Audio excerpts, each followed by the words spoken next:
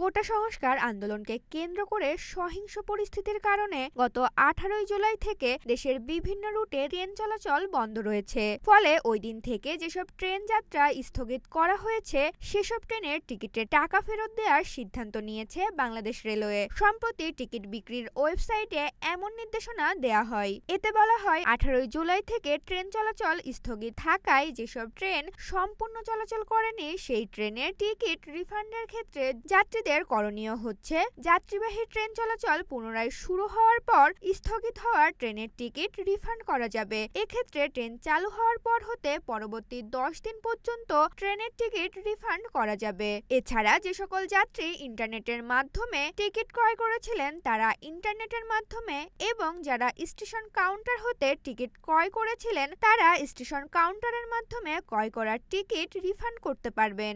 রেলমন্ত্রী মোহাম্মদ জিল্লুর রহমান জানিয়েছেন, ট্রেন না চলার কারণে টিকিট রিফান্ড করতে হচ্ছে, এটা সবচেয়ে বড় ক্ষতি। তিনি বলেন, সহিংসতায় হামলাকারীরা কিশোরগঞ্জ এক্সপ্রেসের 3টি কোচে আগুন দিয়েছে। এছাড়া সোনার বাংলা, কক্সবাজার এক্সপ্রেস ও পারাবত এক্সপ্রেসের বিভিন্ন কোচে হামলা করে ভাঙচুর করেছে। বিভিন্ন স্টেশনের বৈদ্যুতিক যন্ত্রাংশ সিগন্যাল ক্ষতিগ্রস্ত করেছে।